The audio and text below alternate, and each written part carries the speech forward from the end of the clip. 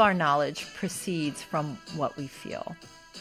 How can we feel more and learn about the depth of the human condition, dark night of the soul, and experience for ourselves the hero's journey? Well, today we are going to superimpose Beethoven's Appassionata Sonata, looking at the lens of this music through Hollywood's lens, using the blockbuster hit from the 70s, Rocky Balboa, to illuminate this very complex music and connect with it in a fresh new way. Welcome to Music to Compose You, where the timeless melodies of classical music intertwine with narratives of personal transformation. Join me each week at my Steinway piano on a journey through the symphonies of life.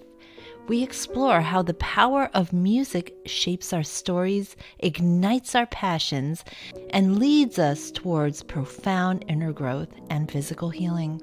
From the gentle cascades of a Bach prelude to the triumphant crescendo of a Beethoven sonata, each episode will resonate with the melodies of our experiences, inviting you to discover the transformative magic of classical music. Hello, I'm Margaret Wasik, and welcome to another installment of the Music to Compose You podcast. Guys, today we are at my piano, and I've talked about this piano on episode 1, and what makes it pretty special.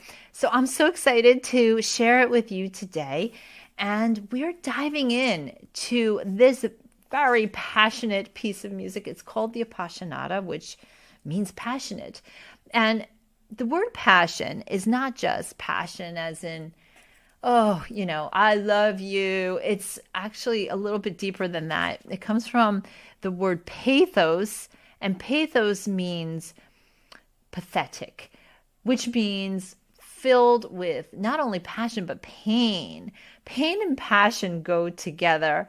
Like it or not, it's something that we all experience. If you've ever had your heart broken, you know the pain and you know the bliss as well of the love. But what does this have to do with this music? Well, it's got it all. It's got the pain, it's got the passion, and it has the fire. The refining fire of life when we decide to transform, because transformation is a decision and we get to do it every single moment of the day. That's the good news. If we're stuck, if we're not happy the way things are going in our life, it might be due to a mindset issue, it might be due to circumstances. We always have a chance this very moment to transform. We're going to look at this music, and the music is going to be an interesting story as well. It's got the hero's journey embedded in it. Is that factual? Is that like something you're going to find in the music textbooks? No. But I love to combine things from different walks of life. I love film and I love the movie Rocky. And in researching the movie Rocky, have you guys seen it? It came out in 1976. And I remember growing up as a teenager, I would watch every single sequel to the Rocky movies. And it's got this fantastic tension to it. It's always about Rocky, who you feel is like a guy rags to, fame and riches story, and how he was able to overcome the difficulties in his life and challenge himself to meet these really scary opponents and have these really difficult experiences. It makes you wonder, or it gives you hope that, yeah, you know what, maybe I can also improve something in my life. At least when I was watching those, I kind of got that inspiration from that. So let's dive in. If you haven't seen the movie Rocky, no worries. I'm going to insert some clips here. We're going to take the movie step by step and we're going to take the music step by step. But I'd like to start first with a fresh listen of the first part of Beethoven's sonata. Before we start, let me share with you that a sonata is a work of music, a piece of music that has a very specific structure to it. It has an exposition, a development section, a recapitulation section, which relates to the exposition, almost sometimes copies it, but then veers off with a coda, which is technically the ending or a tail end of something. So the way composers would use this format, from Haydn to Mozart to Beethoven to Liszt, all these composers used it in very fresh ways. Sorry, that's my dog. And Beethoven did it in probably one of the most bold ways ever in this piece. So let's take a listen to the exposition of Beethoven's Appassionata Sonata, first movement. It's only about 3 minutes long, and we're just going to listen to it with fresh ears right now.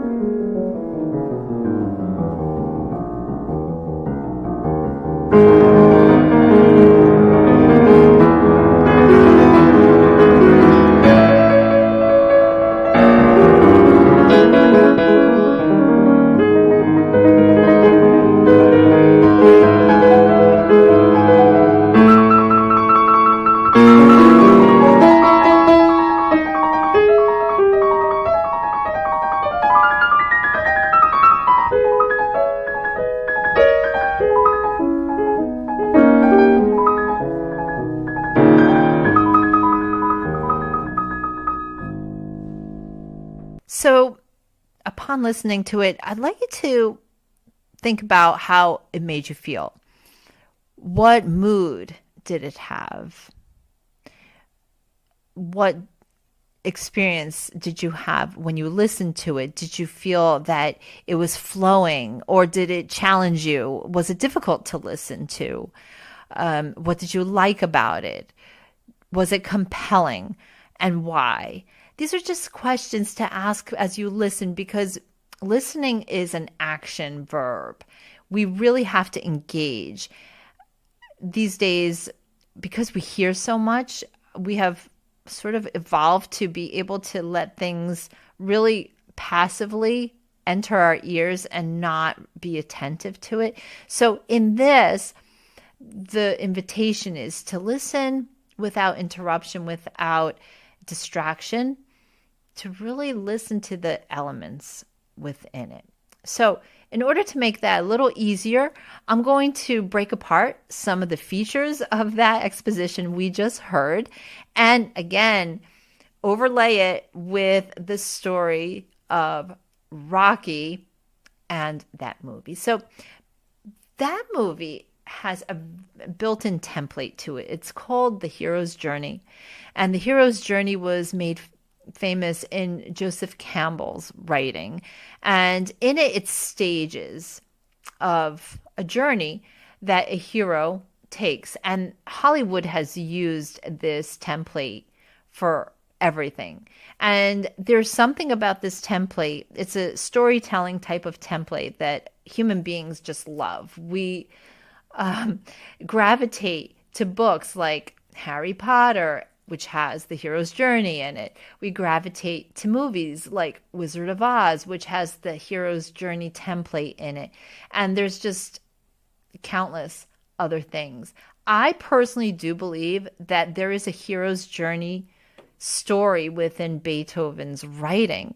And so let's jump into that right now with the first part of the hero's journey. The first part of the hero's journey is the ordinary world. What is, like in the movie Rocky, what is Rocky's situation? When we start watching the first clips of this movie, we see that he is boxing in a club. It's a seedy club. It's not glamorous at all. It's really run down, and it seems like a pretty cringy environment. It's stinky. There's smoke. It's got blood. People are, fighting for very little money, and that's what Rocky does. He fights in this club for real little money, and that's his night job. And in the daytime, he, quote unquote, breaks legs for a local loan shark. So that's what he does. It's not the most fun kind of lifestyle he has, and probably he's unhappy with it. So that's his ordinary world. Let me read to you a little bit about that ordinary world in The Hero's Journey. It's the normal life of the hero at the start of the story before the adventure begins. So for Rocky, it goes that Rocky isn't even a has-been boxer. He's the definition of a never was. At night, he's a club boxer fighter, fighting brutal fights for a few bucks. During the day, he's the local muscle for a loan shark. Every moment of his life, Rocky is seemingly reminded of how he's nothing but a bum. So let's now superimpose that with the opening of Beethoven's Appassionata Sonata. And we're going to listen to what the characters are here. So for the movie Rocky, we're introduced to Rocky. We're introduced to Mickey, who is the owner of the club in the exposition.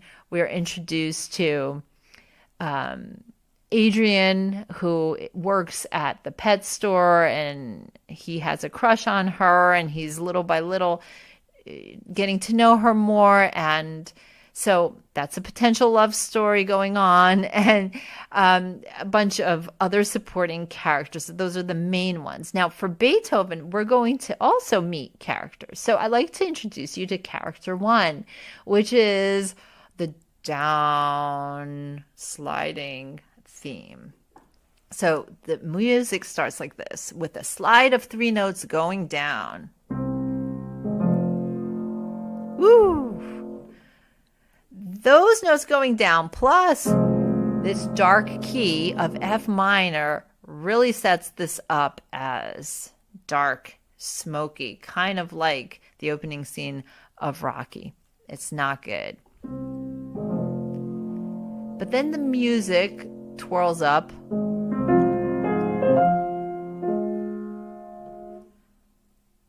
which might represent hope. We'll see.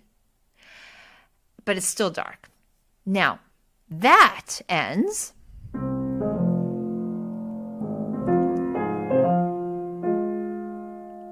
with something that is totally coming from out of the blue, out of nowhere. It's like, where did this next piece of music come from? And this is the next segment.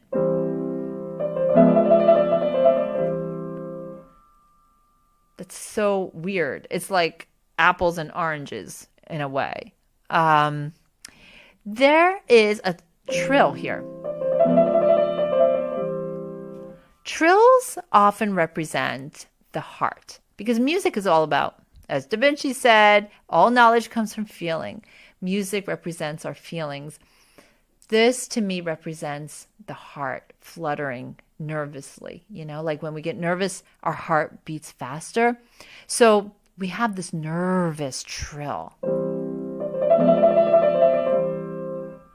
Next, we have the part repeating, but now in a more hopeful key. We started here. Now a slightly more hopeful key. And he does the same thing all over again. But it sounds much more positive.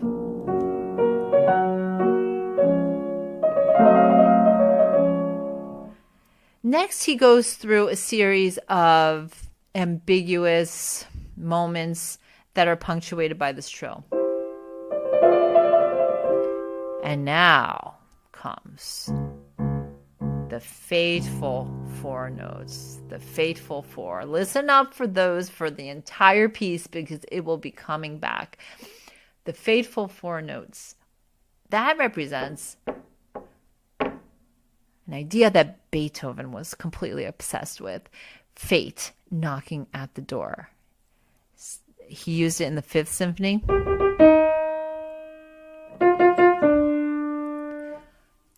And many other places as well. That is a feature of this. And what is the fate he's talking about?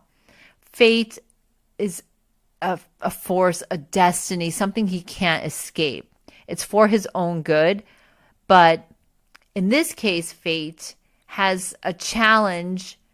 He's coming and knocking on the door with a challenge to Beethoven saying, you know, can you do this, please? I'm asking you to elevate yourself to this new way of thinking, this new way of being, which means being a composer while being completely deaf.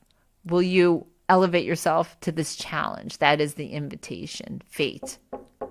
Of course, nobody wants to go deaf, and certainly not the greatest composer in the world to go deaf. It seems almost like a cruel joke. But here he's fighting the fate, which is a theme that's also going to be represented in this piece. Right after this, we have this rebuttal. Must it be so? Do we have to do this?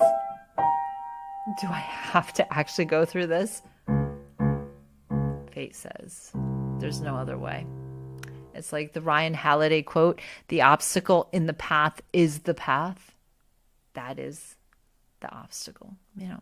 Of course, right away, we see so many opportunities in this overlay where we can use this to just tell our story, to put ourselves in whatever difficulty we have, using this as our model to push through, to transform, to feel all the feelings associated with that struggle, with that challenge. And feelings, like music, are simply energy that must be expressed. We can try to shove the feelings down and not have those feelings, or distract ourselves with other things so that we will not feel those feelings. But those feelings never go dormant. They don't go away because it's an energy. And as we know, energy never dies. It's simply transformed. So feelings that can't be expressed will become toxins in our body. I do think this is why music is such a healer, is it helps us to experience those emotions in a way that is so healthy and so freeing, because every note resonates inside of us. And perhaps even this note is resonating with a certain feeling that needs to be dealt with, because it's all about frequency matching the frequency with that feeling. So we have the setup. Beethoven's main characters have already been set up.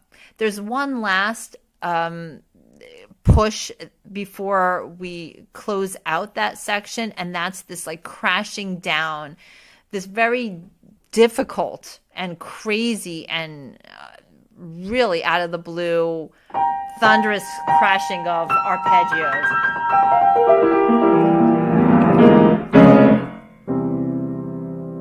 I completely messed that up, but anyway, you get the idea. All right, let's watch the Rocky movie clip, The Ordinary World. We've gotten a glimpse of Beethoven's Ordinary World. Let's watch Rocky's. Hey, come on, Moby Dick. You miss me today or what? Huh? Huh? Yeah, go say hi. You know, if you guys could sing or dance, I wouldn't be doing this, you know.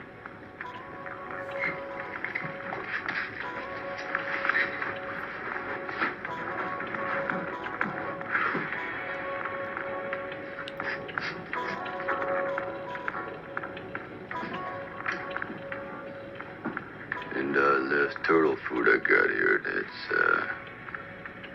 this turtle food I got here had more flies in it. No more moths in it than flies. No fly, more moths than who the hell cares?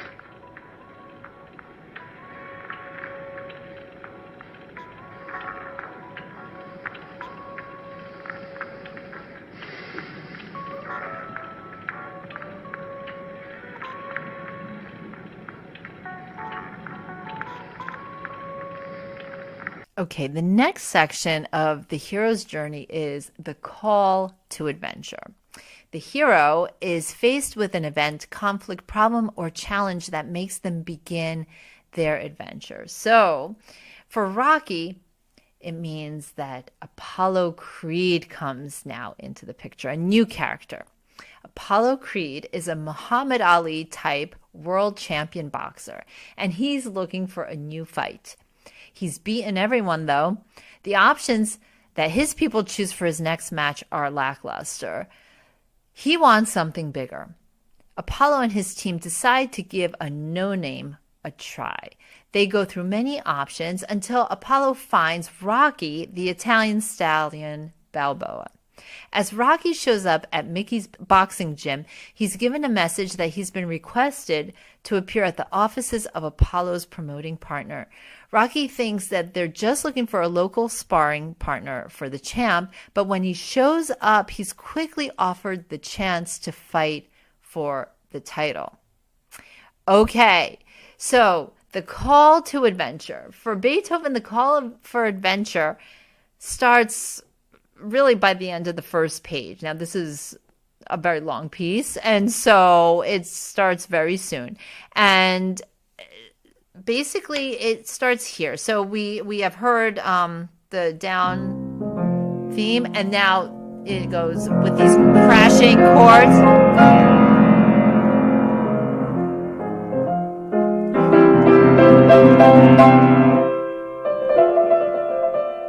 And then more crashing chords. Now here, I believe that this note takes us to the call to adventure begins. It's almost like you could hear the insistence that there is something happening. You know, it's, what is this? What is this?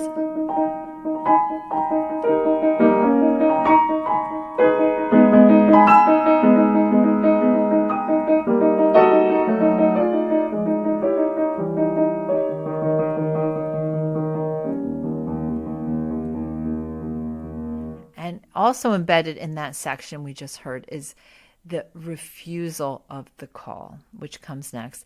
Let's watch how Rocky has a refusal of the call. So the setup is that the hero initially refuses the adventure because of hesitations, fears, insecurity, or any number of issues. And what we just heard expresses a lot of ambiguity, a lot of insecurity.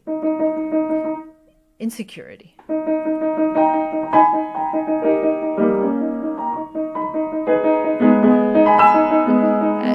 Bold moves. And this insistence doesn't go away. You know, there's something there. It's almost like a persistent call, like something must change, something must happen. So for Rocky's refusal of the call is subtle and brief, but showing. When asked if he'd like to fight Apollo, his quick reaction is simple: no. Rocky then goes on to explain, well, it's just that, you see, I fight in clubs, you know, I'm really a ham and egger. This guy, he's the best, and it wouldn't be such a good fight. Thank you very much. I appreciate it. Okay, so refusal, not gonna go there. Let's watch the clip. You don't understand me, Rocky. My proposition's this. Would you be interested in fighting Apollo Creed for the World Heavyweight Championship?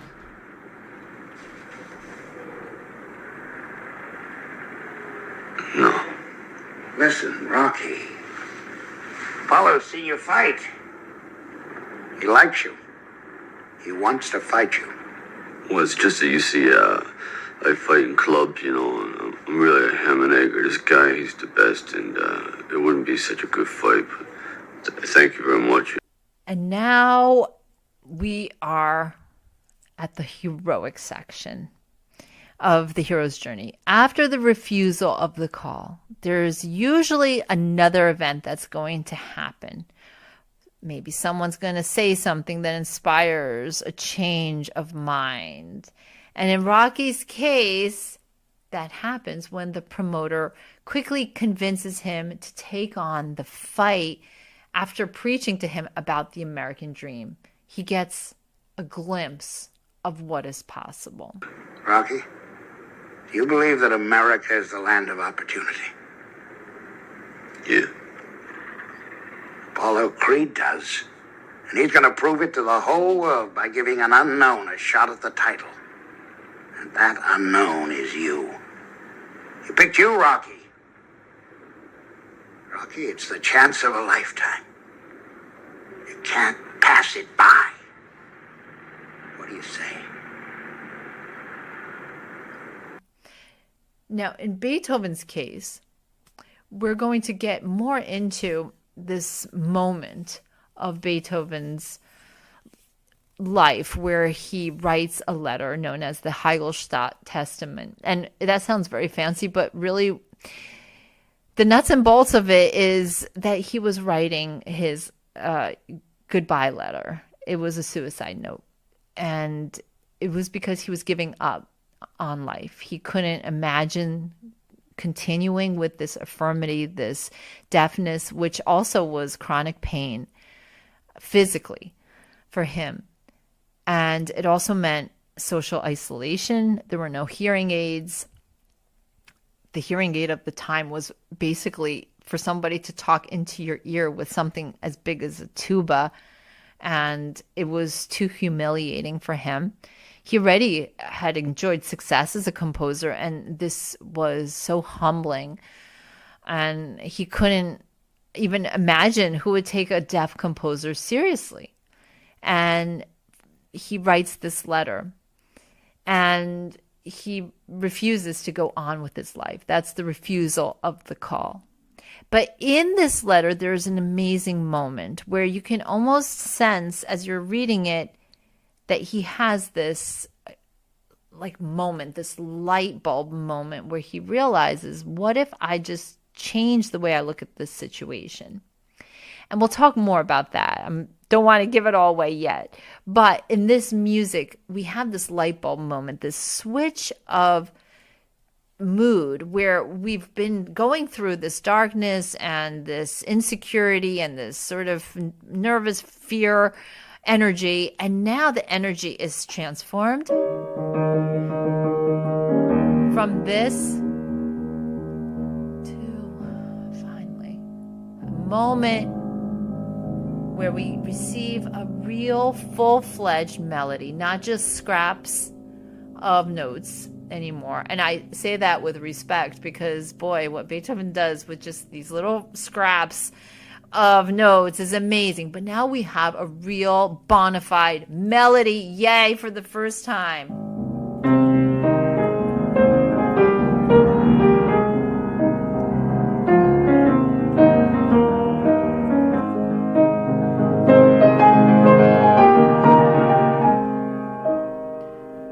And truly, this is a heroic moment. This is for him moving out of that darkness, despair, and for a brief moment at least, having that light, It's so, again, Beethoven writes in a letter. I want to read you just a bit of this letter that he writes to one of his great mentors, a prince named Prince Lichnowsky, and in it, he writes, I must confide in you about a personal struggle that has been a heavy burden upon me.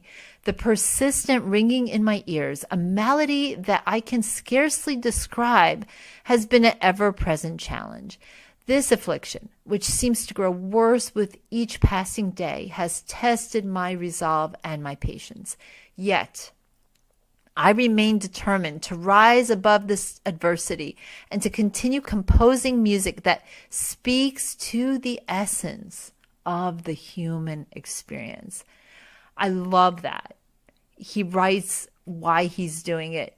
It is the human experience that he invites us to step into. We might not be experiencing deafness and those particular circumstances, but nobody can get through this life unscathed without some big crises. And so we can relate to all the feelings in this piece already. That nervousness, that waiting, like for whatever it is, that doctor's report, or that waiting for the phone to ring to make sure that your kid is safe, because they've been out so long and you haven't been able to reach them. That nervousness that happens when you're not sure if you're going to get that job and you're waiting for that email to go through.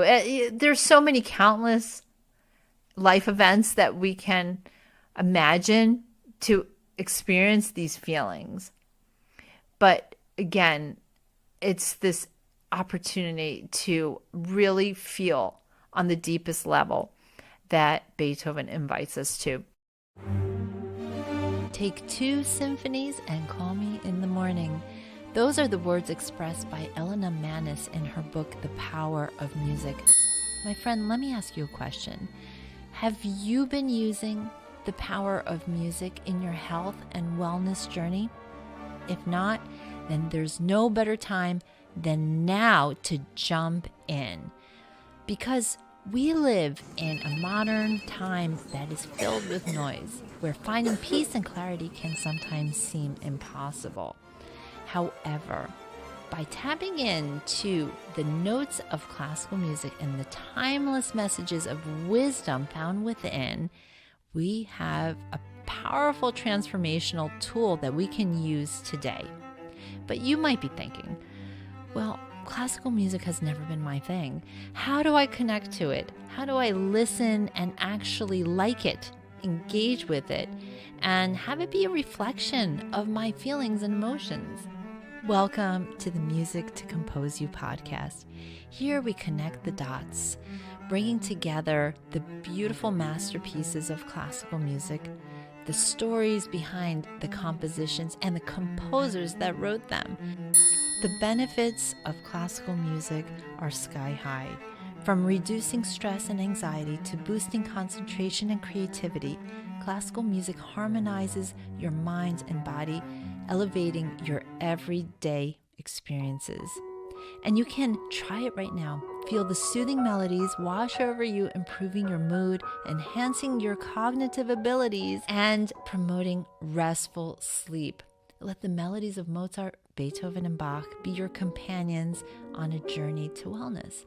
Download Sound Sleep, a collection of soothing piano masterpieces that soothe your nervous system and harmonizes the brain, creating an atmosphere of peace just perfect for bedtime. Try it by going to musictocomposeyou.com, and while you're there, be sure to join the newsletter where I share the latest behind-the-scenes footage of the podcast and access to special events, concerts, and goodies reserved just for subscribers. So thanks so much for being part of the Music to Compose You family. We are embarking on a fun journey. I'm so happy you're here for the ride. Let's let our soul song sing and see what this music reveals to us about ourselves.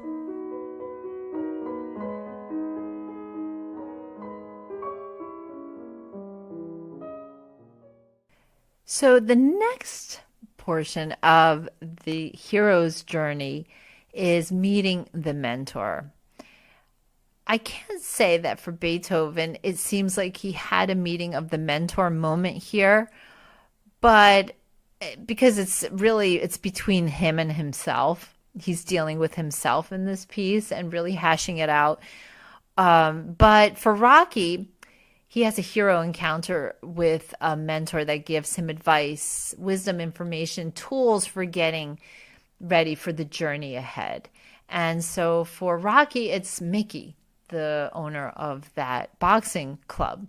So we first met Mickey in Rocky's ordinary world. But at that point, he was not a mentor to Rocky. And if anything, he was a tormentor, screaming at him in a crowded gym about how he had the talent to become great, but instead wasted it when he decided to become a leg breaker for a second-rate loan shark. So Mickey is telling Rocky that he's made some bad decisions that seem to reflect on the way he thought about himself and his life. But when Rocky gets the fight with Apollo, Mickey appears at Rocky's apartment. He wants to train him. Rocky isn't too happy at first. In fact, he's angry, wondering why he didn't reach out to him like this years ago.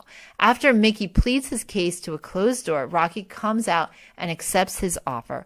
Granted, this doesn't happen until after he has accepted the call to adventure, crossed the threshold, and undergone many tests. Well, that is the whole thing, is that, Rocky already turned the key inside himself. He already decided to switch the ignition in his mind from, okay, I'm this bum, to I can maybe actually do this. He starts to see himself as capable, the same way that Beethoven started to see himself as capable of composing and living with this incredible affliction. So, talking about crossing the threshold, I just want to point out one other moment in this exposition section, because at this point, after those themes that we have already gone through, everything else in this piece is derived from that, which again is such an amazing thing that Beethoven does. And this is the reason why he's such a great composer, at least one of the reasons, is that he can create so much from so little. But for Beethoven, he is using what he's already presented, and he's so economical with those choices. They're so well thought out, which leads me to sharing a wonderful thing I read about Beethoven's compositional process. Beethoven was so aware of structure in his music and like composing as a composition, like the way a painter sees the composition of their painting, Beethoven also saw the scope of what he was trying to write. And the way he did that was he would put blank pieces of manuscript paper on the ground, and he would see this as a full entity. And then he would fill in certain blanks wherever he had ideas for where pivotal moments should come in. And then he would create a lattice web to unite everything, which is astonishing. Like, how did he do this? And this intricate amount of math that it takes to even like think on this level is coming from a guy who didn't even know how to multiply or divide, because Beethoven's academic education ended because he had to support the family very early on, and he only knew addition, subtraction. So amazing, amazing feats. But I want to show you this moment. Again, in the exposition, we get this very strange scale coming in. Let me just take you from this moment. It's after this theme of the heroic.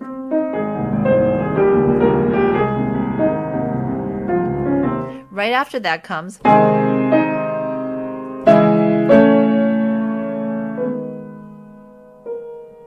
Then those trills.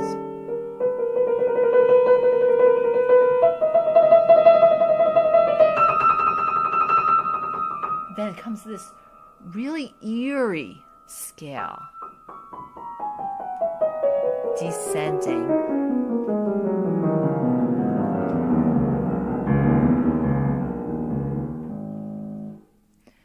It's so unusual. It's like, oh, this ride in a, foggy sea in a boat, and you're just like being drifting into a new world. For me, this feels like the crossing to a new threshold, very much in the hero's journey. So let's take a listen to the exposition again and see how this discussion has influenced the way we hear it.